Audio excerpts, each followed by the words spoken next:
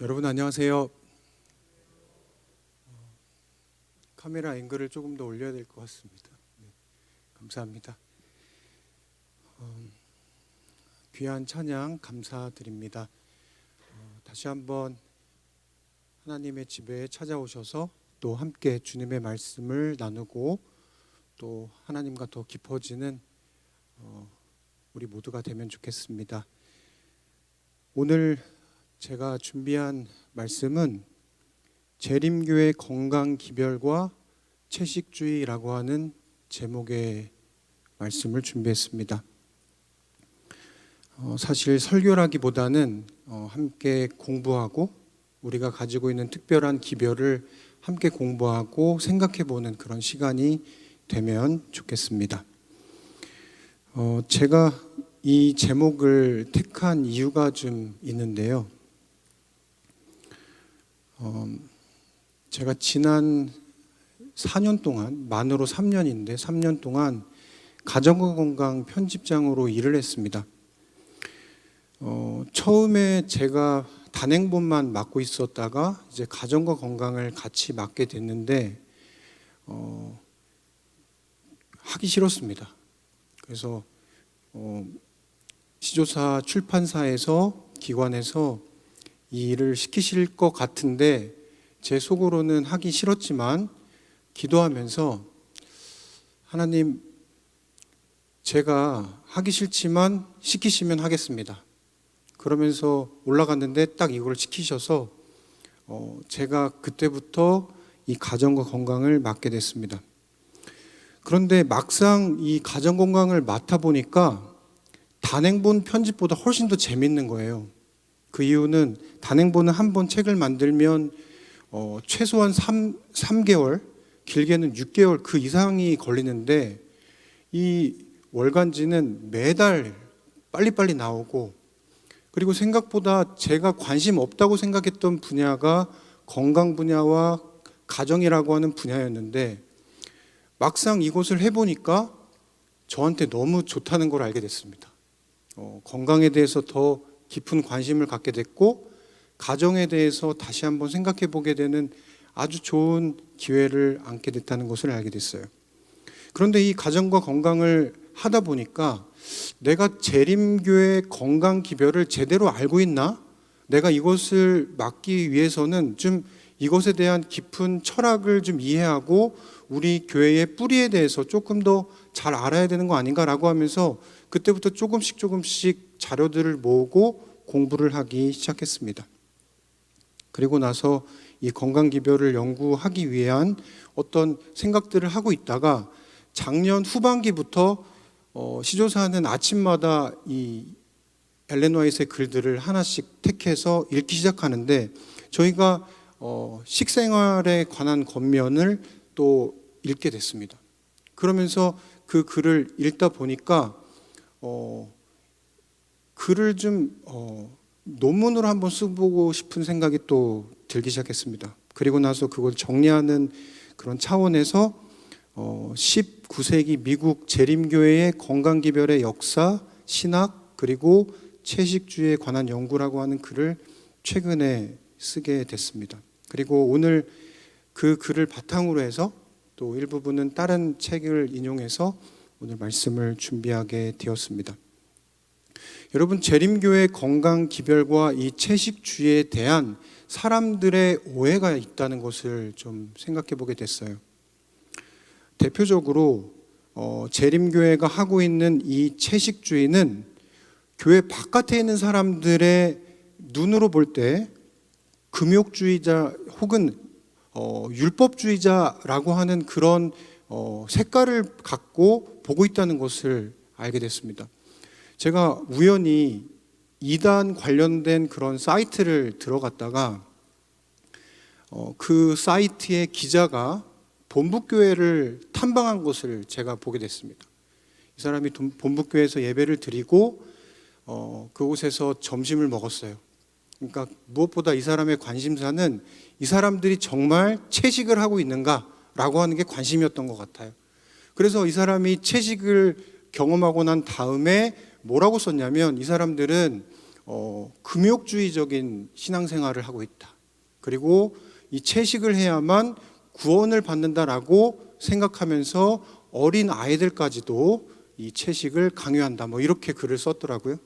그래서 제가 그때 가졌던 생각은 우리 교회에 대한, 그리고 우리 교회의 재림 건강 기별에 대한 이 기별들을 사람들이 완전히 오해하고 있구나라고 하는 생각을 해보게 됐습니다. 그리고 그들이 생각할 때 우리는 극단적인 채식주의자라고 하는 생각을 가지고 있습니다. 그런데 1번과 2번은 교회 내에서 사람들이 이제 교회 바깥에서 사람들이 갖고 있는 생각이라면, 3번과 4번은 교회 안에서 우리가 갖고 있는, 우리 공동체 내에서 갖고 있는 잘못된 오해입니다. 3번을 보시면 채식은 구원과 직결되는가라고 하는 것에 대해서 사람들이 오해하고 있습니다. 채식을 해야 구원을 받는가, 이렇게 생각한다는 거죠. 그리고 또 하나, 4번째입니다. 채식은 신앙과 무관하다라고 생각하면서 사는 사람들이 또 있습니다. 그래서 그것에 관련된 이야기들을 제가 글로 썼었는데, 오늘은 그 일부분만 함께 다뤄보고자 합니다. 그래서 재림교회 건강기별은 어떻게 시작됐는지, 그리고 재림교회 건강기별의 핵심 신학은 무엇인지, 그리고 끝으로 재림교회 건강기별 안에서 채식주의는 어떤 위치를 하고 있는 것인지, 어떤 것이 재림교회가 추구하는 채식주의인지, 그것에 관한 이야기를 나눠보려고 합니다. 여러분 흥미가 좀 생기십니까? 네, 감사합니다. 재림교회 건강기별의 역사를 간단하게 좀 보도록 하겠습니다. 오늘은 그 채식주의에 관한 부분이 가장 끝에 나오는 하이라이트이기 때문에 앞부분은 짧게 넘어가도록 하겠습니다. 재림교회가 태동했던 19세기에 사회적 배경은 남과 북이 남북 전쟁하는 그런 시기였습니다. 그런데 그때 당시에 많은 사람들이 전쟁으로 사망했지만 그보다 더 많은 수는 질병 때문에 사망을 하게 됩니다. 그리고 사람들이 건강을 어떻게 지켜야 하는지 잘 알지 못했습니다. 그리고 유럽과 달리 미국에서는 전문 의료인이 없었기 때문에 대부분의 사람들은 민간요법에 의지해서 그렇게 치료하곤 했습니다.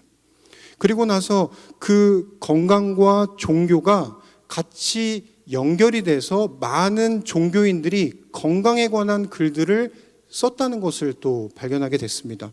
우리가 잘 아는 존 웨슬리 같은 사람도 이 건강에 관한 글을 많이 썼더라고요. 그래서 많은 종교인들이 신앙과 이 건강, 그리고 무엇보다 채식이라고 하는 것을 잘 연결해서 썼던 분위기 속에 누가 나온 것이냐면 우리 재림교회의 건강기별, 그리고 그 후에 엘렌 화이트의 채식주의와 같은 그런 기별들이 태동하게 된 것입니다. 그리고 우리가 잘 아는 것처럼 19세기에 많은 교회들이 새로 생겨나게 됐는데, 그 신흥 교단들도 역시 건강기별에 대해서, 건강개혁에 대해서 굉장히 큰 관심을 갖고 있었습니다. 그런데 이 사람들의 관심사는 뭐였냐면, 우리가 하나님께서 주시는 이런 건강의 법칙을 지킴으로 인해서 그분을 기쁘게 하고 그분께 복종하는 데 이 사람들의 목적이 있었어요. 그런데 재림교회는 그것과는 조금 다른 차원에서 건강기별을 갖고 있었고 그것을 추구했습니다. 그것은 뭐였냐면 실용주의적인 측면에서 건강기별을 수용했습니다. 말 그대로 진짜 건강을 위해서 하나님이 이것을 우리에게 주셨다고 믿게 한 것입니다. 그리고 그것을 따랐을 때 어떻게 되는지를 이 공동체 사람들이 경험하게 된 것입니다. 우리가 잘 아는 것처럼 재림교회 건강기별의 최초 기원은 조셉 베이츠라고 하는 3명의 창립자 중에 한 명이 우리에게 그 건강기별을 소개하면서 생겨나게 됩니다. 현대진리라고 하는 재림교회의 특별한 기별들을 우리 초기의 재림 선구자들이 전하기 시작했습니다. 특별히 젊은 사람들도 많은 이 활동에 참여하게 됩니다. 그런데 이 사람들이 열심히 활동을 했지만 점점 몸이 약해지고 건강을 잃게 되는 일이 생겨나게 됐습니다. 그리고 나서 이 조셉 베이츠가 그제서야 그가 가지고 있었던 절제에 대한 아주 훌륭한 기별들을 이제 내놓기 시작했고, 그리고 나서 그 엘렌 화이트 건강 비전을 하나님께로부터 받고 나서 재림교회 공동체 안에 이것을 공식적으로 채택하는 일이 생겨나게 된 것입니다. 그렇다면 재림교회 건강기별의 신학은 과연 어떤 것인가? 첫 번째로 재림교회 건강기별의 기초는 엘렌 화이트이 아닙니다. 재림교회의 모든 기별들은, 우리가 가지고 있는 교리들은 엘렌 화이트로부터 시작된 것이 아니라고 하는 것을 우리는 잘 알고 있습니다. 우리는 먼저 성경을 연구했고, 그리고 우리가 가지고 있는 그 연구한 바를 후에 엘렌 화이트를 통해서 하나님으로부터 확인받는 그런 작업을 통해서 우리 것으로 수용하게 되는 그런 작업을 똑같이 건강기별도 하게 된 것입니다. 그리고 나서 이 건강기별의 목적이 무엇인지를 우리가 생각해 보게 된다면, 많은 사람들이 현재 한국에서도 건강기별을 오해하는 측면이 있습니다. 내가 잘 먹고 잘 살아서 장수하는 것, 그것이 건강기별을 준 목적이라고 생각합니다.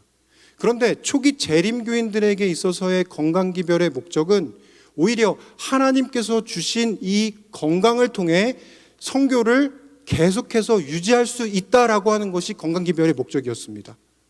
그러니까 다시 말해서 우리가 선교하고 봉사하기 위한 하나의 수단으로 건강을 하나님께서 주신다고 생각해야 하는 것이지, 그것 자체가 목적이 되어서는 안 된다라고 본 것입니다. 그리고 나서 이 세상 사람들이 고통 속에서 질병으로, 그리고 건강 때문에 아파하는 그것을 보면서 이 사람들에게 이것을 전하는 것이 우리의 역할이라고 하는 것을 이 사람들이 받아들이게 됐습니다. 그것이 첫 번째 목적입니다. 그리고 나서는 두 번째 목적으로 이 교회가 하나님과 더 깊은 교제와 교통의 시간을 가질 수 있도록 돕는 것이 성전으로서의 우리 몸이라고 믿게 됐고, 그 몸을 통해서 하나님과 더 깊은 영적인 신앙의 관계를 맺어간다라고 하는 것을 이 사람들이 갖게 된 것입니다.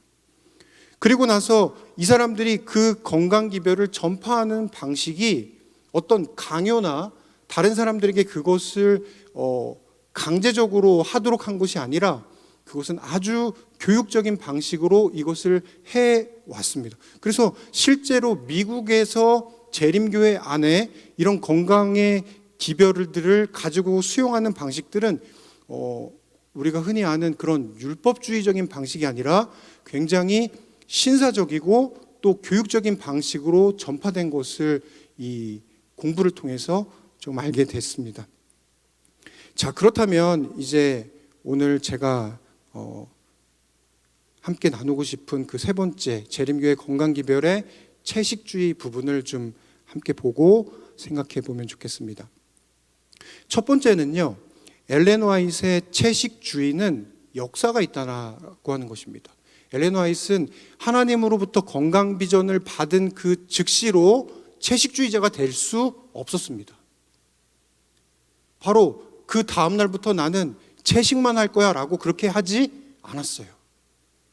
그녀에게는 점진적인 채식의 역사가 필요했습니다. 그럼 어떤 채식의 역사가 있었는가? 첫 번째는 엘렌 화이트는 육식주의자였다라고 하는 것을 우리가 기억해야 합니다. 즉 1863년에 건강에 관한 계시를 받기 전까지만 해도 엘렌 화이트는 철저한 육식 선호자였습니다. 여기 보시는 것처럼 1863년 건강에 관한 중요한 이상을 받기 전까지 엘렌 화이트는 채식에 대해서 언급하지 않습니다. 그리고 그녀는 어릴 때부터 병약했기 때문에 육식을 해야만 건강해질 수 있다라고 그렇게 믿고 살아왔습니다.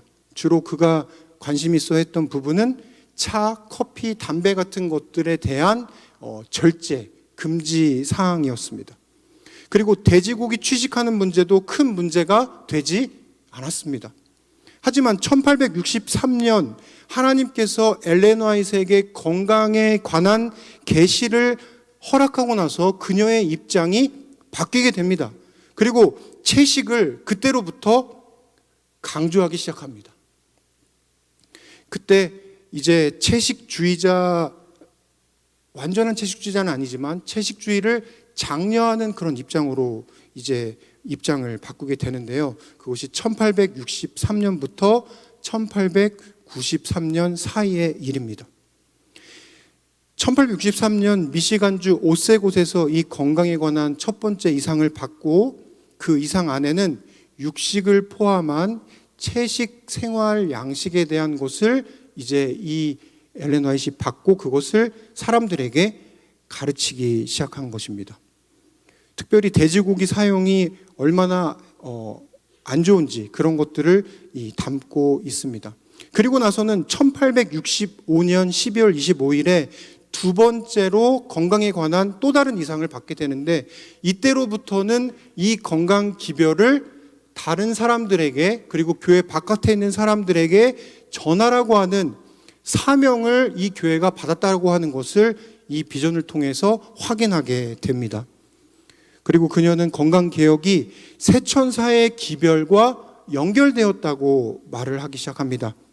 다시 말해서 새천사의 기별은 현대 진리인데, 그 현대 진리는 믿음으로 말미암는 의와 연결되어 있는 특별한 우리에게 주어진 기별들입니다. 그 속에서 율법을 강조하는 것이 들어있어요. 근데 그 율법의 핵심은 10계명 안에 들어있습니다. 그런데 10계명 안에서 여섯 번째 계명은 살인하지 말지니라 라고 하는 계명이죠. 그러니까 다시 말해서 내 몸을 점점 약하게 만들고 결과적으로는 그 약해진 몸이 죽음으로까지 이어지게 한다면 그것이 10계명을 어기는 것이라고까지 생각하게 되었습니다. 그리고 나서 이 새천사의 기별 속에서 이 핵심되는 하나님의 복음을 전하기 위한 아주 중요한 도구로 이 건강기별이 사용되어질 수 있다는 것을 이 공동체에게 가르치면서 이것을 출판사를 통해서 보급하게 된 것입니다. 계속해서 채식주의 장려자 엘렌 화이트는 이런 삶을 살았습니다. 여기 보면 고기 없는 식사는 엘렌 화이트에게도 쉽지 않았다라고 하는 것입니다. 개인적인 투쟁이 있었습니다. 그러나 시간이 지날수록 채식이 건강에 도움이 된다는 것을 자기 스스로 계속 경험하게 됐습니다. 그러나 경우에 따라서는 고기를 계속해서 먹기도 했습니다. 왜냐하면 그녀와 그녀의 남편이 방문을 한 그 지역에는 대부분의 교인들이 그러한 생활을 하기가 어려웠기 때문에 그렇습니다. 그들이 제공하는 그런 음식들을 그들이 피할 수가 없었어요. 그리고 때로는 치료 목적으로 고기를 사용해도 된다고 말했는데, 그것은 엘렌 화이트의 이 채식주의 장려자의 기간 동안에 쓰여졌던 글들의 일부가 들어갔기 때문에 우리가 그것들을 확인하게 되는 것입니다. 그러나 질병에 걸린 동물이 많기 때문에 고기 사용에 대해서는 여전히 신중해야 한다라고 이렇게 기록했습니다. 그리고 1863년 이후 그녀는 채식을 장려했지만 고기 사용하는 것을 공동체 안에서 숨기지 않았습니다. 그리고 고기를 먹는 일을 결코 죄로 간주하지도 않았습니다. 그럼에도 불구하고 그녀는 적극적으로 채식주의를 장려합니다. 이것이 1893년까지의 일이었습니다. 그러다가 1894년부터 그녀의 말년까지, 이게 이제 말년인데요. 돌아가시기 전까지 그녀는 엄격한 채식주의자, 다시 말해서 완전한 채식주의자로 그녀의 스탠스를 바꾸게 됩니다. 그 계기가 바로 이것입니다. 1894년 1월에 엘렌 화이트는 호주에 있는 장막 집회에 참석했습니다. 그리고 나서 한 가톨릭 여성이 엘렌 화이트에게 다가와서 이렇게 말했습니다. 우리가 먹고 또 사람들이 즐기는 그런 동물들, 그런 고기들을 우리가 먹는 것에 대해서, 그리고 그 동물들을 죽이는 것에 대해서 한번 당신이 깊이 생각해 주면 좋겠다는 그런 말을 했습니다. 엘렌 화이트는 후일에 그 사건에 대해서 부끄러워했고 괴로워했다라고 얘기합니다. 나는 그것을 새로운 시각에서 바라보았다. 더 이상 정육점을 애용하지 않을 것이다. 나는 내 식탁에 시체의 살점을 올리지 않을 것이다. 이게 그녀가 썼던 말년의 기록입니다. 제가 흥미롭게 본 것은 무엇이었냐면 엘렌 화이트는 채식주의를 건강상 유익 때문에 권장했지만 개인적으로 그녀가 완전한 채식주의자로 돌아서게 된 계기는 동물들에 대한 잔인성, 즉 윤리적인 문제 때문에 그녀는 채식주의자로 완전히 돌아서게 됐다라고 하는 것입니다. 여러분, 제가 전에도 저는 박사 공부를 다른 타 대학에서 했기 때문에 타 대학 사람들과 식사할 일들이 많았습니다. 그러면 식사할 때마다 그 사람들이 제게 묻습니다. 왜 이거를 안 드시냐고. 이미 그 사람들은 제가 안식일교인이라고 하는 것을 알기 때문에 뭘 안 먹는지를 다 압니다. 그런데 이 사람들은 제가 왜 안 먹는지는 이유를 모르기 때문에 궁금해서 늘 물어봐요. 그러면 제가 뭐라고 얘기하냐면 사실 저는 완전한 채식주의자가 아닙니다 이렇게 얘기합니다. 그러나 제가 채식을 선호하고 그런 생활 양식을 추구하려고 노력합니다. 그런데 제가 그것을 하는 이유는 안전한 그런 식사 재료로서 고기가 적합하지 않다라고 생각하는 것이고, 두 번째는 동물들에 대한 윤리 때문에 저는 채식을 선호합니다 이렇게 얘기했어요. 그랬더니 이 사람들이 저를 보는 시각이 달라지는 거예요. 처음에는 뭔가 이 사람들이 율법주의적으로 이것을 접근해서 안 먹나라고 생각했는데 이렇게 얘기를 했더니 이 사람들이 굉장히 차원이 높은 그런 생활 양식을 추구하면서 사는구나라고 하는 그런 생각을 했습니다. 그리고 나서 MT를 가게 됐어요. 그런데 그 MT 가는 목적지 중에 하나가 함께 공부하는 한 분의 집으로 가게 됐습니다.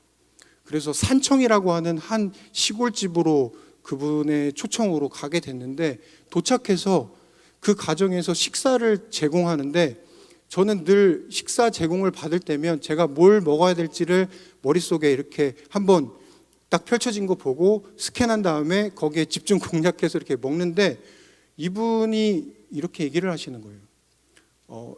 이 목사님은 이렇게 채식을 선호하신다는 얘기를 듣고 이 목사님 먹을 수 있는 음식을 따로 준비했어요 라고 하면서 봤는데 정말 우리 재림교인들이 선호하는 음식을 이렇게 해놓으셨더라고요.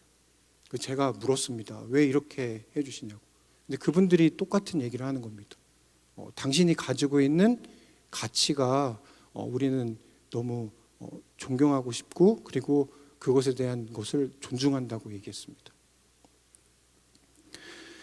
다시 이 이야기로 돌아가 보겠습니다. 엘렌 화이트는 그 장막회 사건 이후 고기를 먹지 않겠다고 서약을 합니다. 그리고 자신의 집의 요리사에게 육류를 완전히 사라지게 하라고 얘기합니다. 대신 통곡류, 채소, 과일, 과실들을 내놓게 했습니다.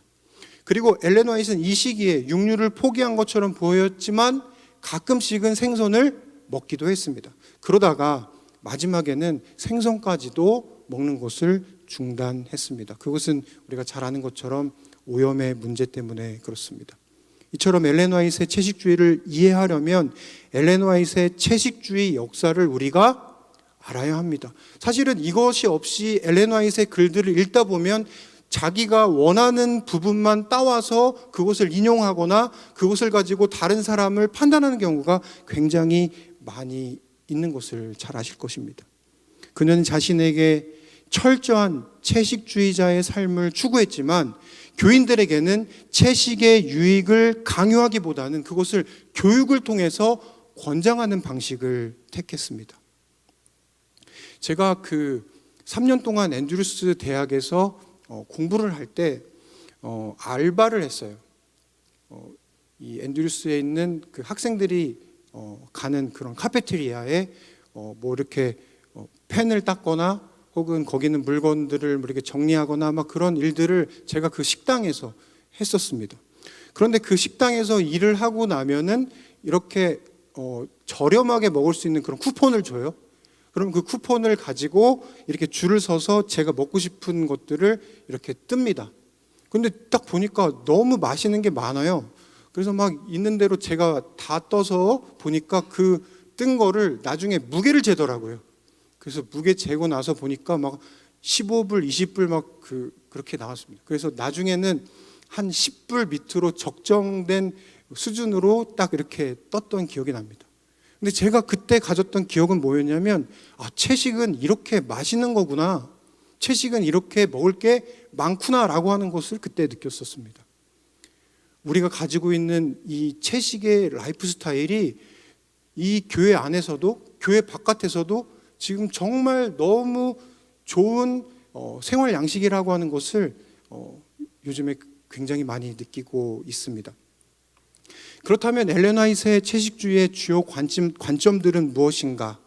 첫 번째는요, 동물성 식품에 대한 우려입니다. 여러분들이 이 글씨가 잘 안 보이실지도 모르겠습니다. 잘 보이시나요? 혹시 뒤에 계시는 우리 교수님, 네, 감사합니다. 이 동물성 식품에 대한 엘렌 화이트의 우려는 질병에 관한 문제였습니다. 엘렌 화이트의 우려대로 현재 일어나는 대부분의 이런 감염병들은 축산업 그리고 육류 소비와 연관되어 있습니다. 그리고 엘렌 화이트는 유제품조차도 먹지 못할 때가 올 것이라고 얘기를 했습니다. 그러면서도 어떤 교인들에게는 너무 극단적으로 채식을 해서 당신 몸을 해하지 말라고 하면서 그 사람들에게 균형 잡힌 채식, 유제품과 달걀을 좀 첨가하라고 얘기하기도 했습니다. 질병이 축적되고 급속히 전파되는 그런 때에 대한 경고는 지금도 유효합니다. 이러한 때가 도달했다라고 하는 그 결정은 어느 누가 대신해 줄 수 없습니다. 그것은 각 개인이 그리고 각 가정에서 해야 할 일입니다. 식습관도 개인적인 일이기 때문에 강요되어서는 안 된다라고 하는 것이 이 엘렌 화이트이 우리에게 알려주는 그런 가르침입니다. 철저한 채식주의를 옹호하는 일에 엘렌 화이트를 절대 인용하면 안 됩니다. 이것은 자기에게 인용해야 할 것이지 다른 사람에게 인용해서는 안 되겠습니다. 두 번째는 가장 이상적인 식사라고 하는 것입니다. 엘렌 화이트는 채식주의가 가장 이상적인 식사고 우리가 선택할 수 있는 가장 최선의 식사라고 말합니다. 채식주의 라이프 스타일에 대한 그녀의 호소는 건강의 유익과 동물들에 대한 잔인성과 관련된 윤리적 우려를 기반으로 하고 있습니다. 1863년 이후에도 종종 고기를 먹었지만 그녀는 채식 식사가 더 양호한 건강 식단이고 더 나은 삶의 질로 인도한다고 그녀는 경험했고 그것을 가르쳤습니다. 그리고 1894년 육식을 전적으로 끊겠다고 결정한 후에 엘렌 화이트는 채식주의를 이상적인 성경의 원칙으로 한층 더 강화시켰습니다. 그럼에도 불구하고 그녀는 고기를 먹는 것을 죄로 생각하지는 않았습니다. 채식은 건강의 원칙이지 구원의 시금석은 아닙니다. 1863년 건강에 관한 이상을 받은 이후 그녀는 고기를 식탁에 내놓은 일을 삼가면서도 가끔 고기를 먹곤 했습니다. 아까 말씀드린 것처럼요. 그러나 1894년 이후부터는 고기를 완전히 금하는 식사를 하고 개인적인 투쟁을 계속했습니다. 그러니까 이 식사에 대한 이 투쟁은요, 너무 자연스러운 것입니다. 엘렌 화이트도 평생 동안 식사에 대한 투쟁을 했고 점진적으로 그녀의 삶을 이 식사에 대한 부분을 개선해 나갔습니다. 사실 저도 완전한 채식주의자가 아닌데 계속해서 저도 이 엘렌 화이트와 같은 점진적인 채식으로 가는 길을 택하고 있습니다. 엘렌 화이트는 채식주의를 건강 원칙의 일환으로 여기면서도 구원의 시금석으로 인정하지 않았습니다. 채식주의는 처한 상황에 따라서 각기 다르게 적용할 수 있다라고 보는 유연한 입장을 그녀는 취했던 것입니다. 또한 건강개혁과 식사는 점진적이고 참을성 있게 접근해야 합니다. 제가 아는 한 교인이 제가 있었던 교회에서 한 청년이 우리 삼육대학에 와서 우리 교인이 됐어요. 그리고 나서는 우리 교회에서 배운 라이프 스타일, 특별히 채식 식사를 본인이 결심했습니다. 그리고 나서는 본인이 그런 채식 라이프를 집에 가서 엄마에게 얘기했습니다. 엄마, 나 이제부터는 삼겹살, 이제 고기 그런 거 안 먹으니까 내놓지 마세요. 그런데 뭐 다른 가족들은 우리 교인이 아니잖아요. 그러니까 막 삼겹살 이렇게 하고 뭐 김치찌개, 돼지고기 넣고 막 이렇게 했습니다. 그럴 때마다 이 청년이 엄마, 나 이거 안 먹는데 왜 냈어? 이렇게 하면서 또 엄마와 싸우는 일을 했어요. 그런데 이거에 대한 기별을 우리가 잘 가르치지 못했기 때문입니다. 한 사람의 라이프 스타일, 그리고 한 사람의 식사는 한순간에 바뀔 수 없고, 그 바뀌는 것을 다른 사람들에게 내가 바뀌었다고 해서 그것을 강요할 수 없다라고 하는 것입니다. 노란 글씨입니다. 우리는 우리의 전철을 다시 밟지 않도록, 너무 빨리 앞서가지 않도록 매우 신중해야 한다. 개혁하는 일에 있어서 목표보다 한 걸음 앞서가는 것보다 한 걸음 뒤처지는 편이 나을 것이다. 이게 우리가 취해야 할 태도라고 말하고 있습니다. 육식 문제를 좀 더 지혜롭게 다룰 필요가 있다. 이 문제에 관하여 성급한 움직임이 있어서는 안 될 것이다. 우리는 사람들의 처지, 곧 평생을 두고 이뤄온 습관과 행습의 영향을 고려해야 한다. 그러므로 마치 이 문제가 하나의 시금석이 되어 고기를 주로 먹는 사람들은 큰 죄인이나 되는 것처럼 우리의 생각을 다른 사람들에게 강요하지 않도록 조심해야 할 것이다. 이게 엘렌 화이트의 글입니다. 그러니까 엘렌 화이트이 고기를 먹지 말라고 한 부분만 떼가지고 와가지고 그것을 얘기하면 안 되는 거예요. 그러니까 이 엘렌 화이트이 이런 측면에서 접근하고 있다라고 하는 것을 우리가 이해해야 하겠습니다. 채식주의의 극단을 또 경고했습니다. 엘렌 화이트는 채식주의를 선호하면서도 극단적인 것은 경고했습니다. 우리 그 시조사 직원들과 함께 읽었던 그 식생활에 관한 겉면 그 책은요, 계속해서 느끼는 건데 엘렌 화이트이 이렇게 유연한 사람이었나? 라고 하는 것이었습니다. 극단적이지 않았어요. 굉장히 유연하고 각 상황에 처한 사람들에 맞게 권면하고 있다는 것을 알게 됐습니다. 음식물 개혁에는 진정한 상식이 있다. 이 문제는 넓고 깊게 연구해야 한다. 아무도 다른 사람의 습관이 모든 점에서 자기와 일치하지 않는다고 해서 남을 비평해서는 안 된다. 각 사람의 습관을 규제하는 일정 불변의 법칙을 만드는 것은 불가능하다. 그러므로 어떤 사람도 자신을 만인의 기준으로 생각해서는 안 된다. 모든 사람이 같은 것을 먹을 수는 없다. 한 사람에게 맛이 있고 건강에 좋은 음식이 다른 사람에게는 맛이 없고 심지어 해로울 수도 있다. 이게 엘렌 화이트의 건강 기별에 관한 그분의 전파 방식이었습니다. 그렇다면 엘렌 화이트의 채식주의의 교훈은 과연 무엇인가 이제 요약해 보겠습니다. 이처럼 엘렌 화이트의 채식주의에 대한 이해는 재림 교인들에게 유익이 됩니다. 심지어 교회 바깥에 있는 사람들에게도 재림 교인들이 추구하는 이 채식주의 그리고 건강 기별이 얼마나 유연하고 좋은 것인지를 사람들에게 알릴 필요가 있는 것입니다. 그렇게 해야 그 사람들에게 더 적절한 생활 양식을 우리가 권장할 수 있는 것이죠. 더욱이 건강과 윤리적 우려와 채식주의의 관계, 건강개혁은 성장하는 경험이라고 얘기를 했습니다. 점진적 성장의 경험입니다.